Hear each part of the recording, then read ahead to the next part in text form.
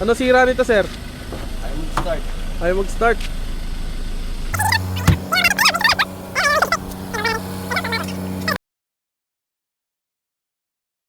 Good morning. Di pa rin natin tinitigilan tong si ADB 750.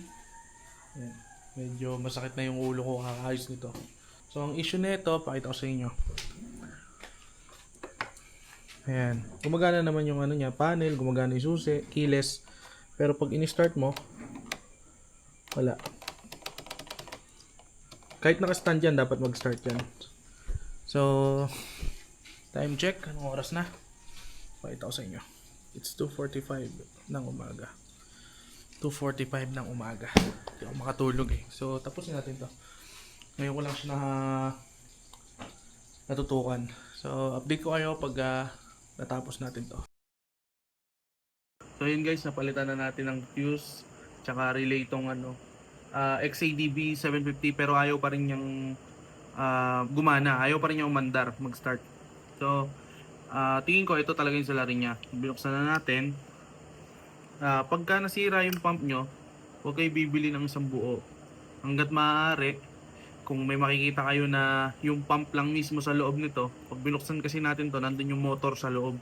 Kasi kasama niya dito yung floater, yung kung ano-ano pa man.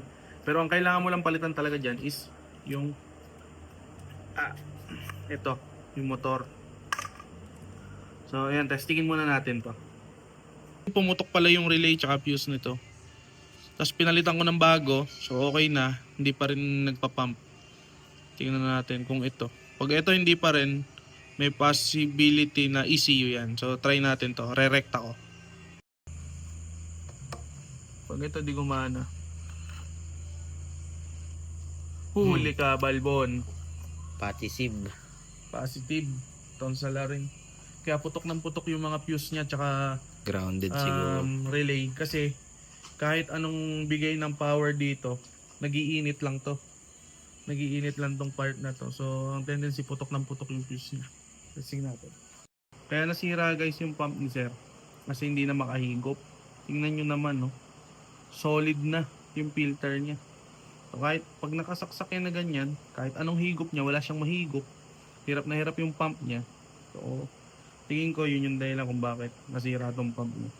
Ugaliin nyo magpa-PMS kahit mga 12,000 odo pa full PMS nyo, palitan nyo, special to, special ito. Kasi pag ito nagbarado, sirain niya talaga yung pump mo, titiri ka talaga sa biyahe. So 12k odo, pa PMS kayo, papalitan nyo to, fuel pump filter. So yun, ito nga guys, testing natin, sira talaga tong fuel pump ng XADB. So try natin kung may mahanap tayo na ganito lang. Yung dapat original kasi may nabibili si Shopee nito tigpa 500 lang, pero sigurado ako hindi tatakbo ng maayos yung motor nyo at titirik lang din. So dapat genuine lagi yung yung original. And guys, nakabit ko na yung bagong pump.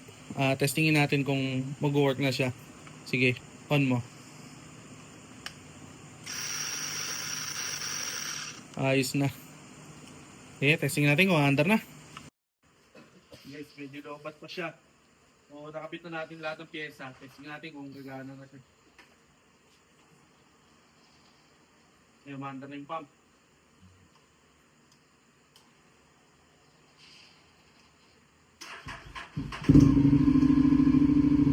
Okay na!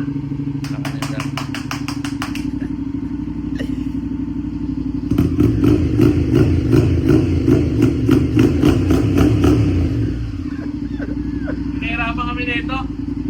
Dalawang gabi namin tinira. Sobrang hirap. Una magbakas pa lang ng mahirap.